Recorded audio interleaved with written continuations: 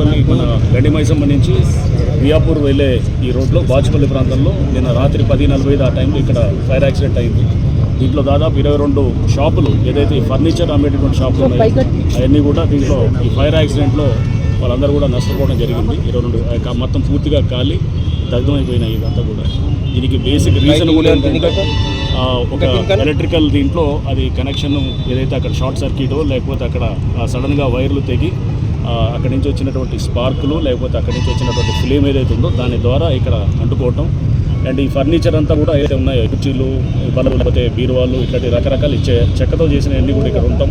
ఇవన్నీ కూడా inflammable articles. దాంతోపాటు ఇక్కడ వీళ్ళు కుటుంబాలు కూడా ఇక్కడే నివాసం ఉంటున్నారు. వాళ్ళు సిలిండర్స్, కిచెన్ ఇదంతా కూడా ఉంటుంది కూడా అది కూడా దీనికి కాంట్రిబ్యూట్ చేసింది. సో ఒకటి మనం ఎప్పుడు కూడా గుర్తుపెట్టుకోవాల్సింది ఏంటంటే మనం ఇన్ఫ్లేమబుల్ ఆర్టికల్ అనేది మన దగ్గర పెట్టుకున్నాం అనుకోండి, దాన్ని మనం ఎక్కడి నుంచి అయినా కానీ ఒక స్పార్క్ వస్తే కనుక ఆ ఇన్ఫ్లేమబుల్ ఆర్టికల్ మీద పట్టడానికి ఆశయం ఉంటుంది.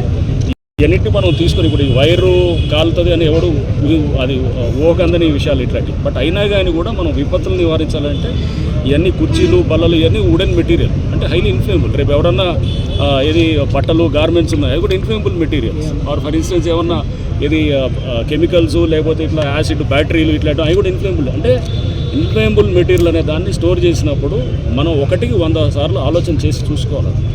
సో ఇక్కడ ఇవన్నీ కూడా ఓకే, ఇవన్నీ గవర్నమెంట్ ల్యాండ్లో లేకపోతే ఇది అనాథరైజ్గా వాళ్ళు కట్టుకున్నది. అందుకోసం వాళ్ళు ఎవరికి కూడా ఇన్సూరెన్స్ రాలేదు. అంతా చిన్న వాళ్ళు పాపం కష్టపడి 25 లక్షలు 30 లక్షల ఫర్నిచర్ అంతా కూడా ఇక్కడ పెట్టిందంతా కూడా వాళ్ళ సంపాదన అంతా ఒక రోజులో బుగ్గిపాలైందన్నమాట. సో దీనికి మనం అంటే ప్రభుత్వం తరపు నుంచి ఎటువంటిది రావాలో రెవెన్యూ వాళ్ళు ఆల్రెడీ నివేదిక ద్వారా పంపిస్తారు. సో బట్ ఒకటి అల్టిమేట్గా ఏంటంటే మేము హైడ్రా మొదటి నుంచి చెప్తుంది కూడా అదే, ఇప్పుడు అవేర్నెస్ చాలా ముఖ్యం. అవేర్నెస్ని మనం ఆచరణలో పెట్టాలి. ఉన్న అవేర్నెస్ ఒకటి వస్తే సరిపోదు, ఆచరణలో కూడా తీసుకురావాలి. తీసుకొచ్చి ఎక్కడ ఫైర్ అవ్వడానికి ఛాన్స్ ఉందనే దాన్ని మనం పెడితే, ఎందుకంటే మనం పాత గణాంకాలు చూస్తే కనుక లాస్ట్ కొన్ని సంవత్సరాలుగా కూడా ఫైర్ యాక్సిడెంట్స్ గణనీయంగా పెరుగుతున్నాయి. సో ఈ సంవత్సరం కూడా పెరగడానికి ఆస్కారం ఉంది. సో మనం ముందుగానే మనం ఈ జాగ్రత్తలు వహిస్తే కనుక మన ఆస్తులు, మన ప్రాణ నష్టం కాకుండా కూడా మనం సంరక్షించుకోగలుగుతాం. ఫైర్ సిబ్బంది క్షేత్రస్థాయిలో తనిఖీలు చేయట్లేదని చాలా వినికిడి వినబడుతుంది. దాని మీద ఫైర్ లేకపోతే హైడ్రా ఎన్ఓసీస్ ఇస్తుంది. ఇది కూడా ప్రభుత్వానికి మేము నివేదించాం కూడా.